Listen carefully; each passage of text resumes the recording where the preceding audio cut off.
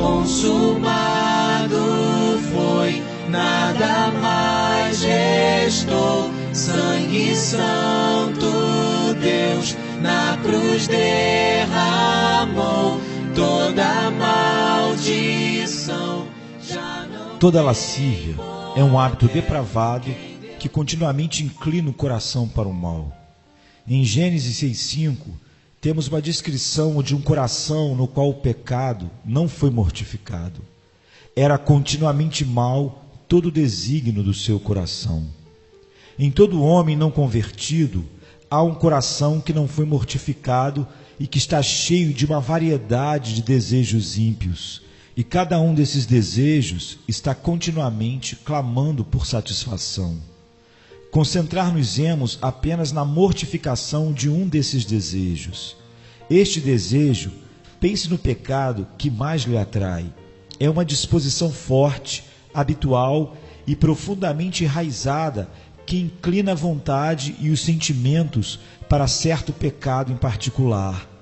Uma das grandes evidências de tal desejo mau é a tendência para se pensar nas diversas maneiras de gratificá-lo, como está em Romanos 13:14.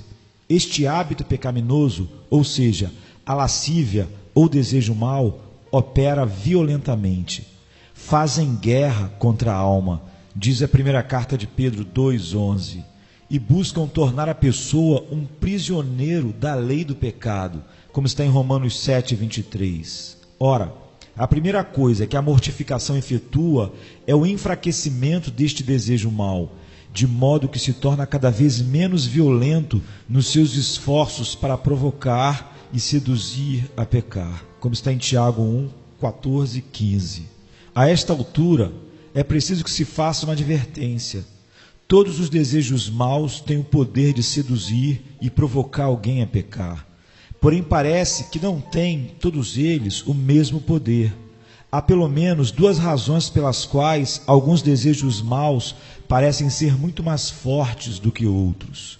Em primeiro lugar, um desejo mau pode ser mais forte do que outros na mesma pessoa e também mais forte do que o desejo numa outra pessoa. Há muitas maneiras pelas quais este poder e vida extras são dados, mas especialmente isso ocorre por meio da tentação. Em segundo lugar, a ação violenta de alguns desejos maus é mais óbvia do que a de outros. Paulo sublinha uma diferença entre impureza e todos os outros pecados. Fugir da impureza. Qualquer outro pecado que uma pessoa cometer é fora do corpo, mas aquele que pratica a imoralidade peca contra o próprio corpo. 1 Coríntios 6:18. Isso significa que pecados dessa natureza são mais facilmente discerníveis do que outros. Contudo, uma pessoa com um amor desordenado pelo mundo pode estar debaixo do poder desse desejo mau, embora esse poder não seja tão óbvio, tanto quanto outro homem que é cativado por um desejo mau ou por uma imoralidade sexual. A primeira coisa, então, que a mortificação efetua é um enfraquecimento gradual dos atos violentos do desejo mau, de modo que o seu poder para impelir, despertar, perturbar e deixar a alma perplexa seja diminuído. Isso é chamado de crucificar a carne com as suas paixões e concupiscências, como está em Gálatas 5:24. Esta linguagem é muito gráfica, como se pode ver na seguinte ilustração. Pense num homem pregado numa cruz. A princípio, o homem se esforçará, lutará e clamará com grande intensidade e poder. Depois de certo tempo, à medida em que vai perdendo sangue, seus esforços se tornam fracos e seus gritos baixos e roucos.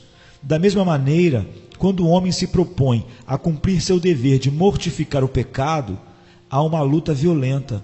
Todavia, à medida em que a força e a energia do desejo mau se esvai, seus esforços e gritos diminuem.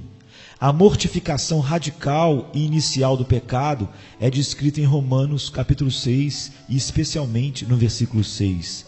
Sabendo isto, que foi crucificado com ele o nosso velho homem. Para qual propósito? Para que o corpo do pecado seja destruído e não sirvamos ao pecado como escravos.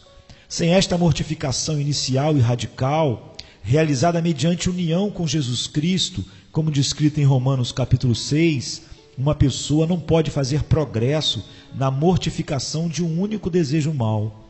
Uma pessoa pode dar pauladas no mau fruto de uma árvore má até ficar esgotada. Porém, enquanto a raiz permanecer forte e vigorosa, nenhum grau de espancamento impedirá que a raiz produza mais frutos maus. Esta é a tolice que muitas pessoas praticam quando se dispõem com todo fervor a quebrar o poder de qualquer pecado em particular, sem realmente atacar e ferir a raiz do pecado, como acontece quando um cristão é unido a Jesus Cristo. John Owen, 1616-1683. Consumado foi, nada mais restou. Sangue santo Deus na cruz derramou. Toda maldição já não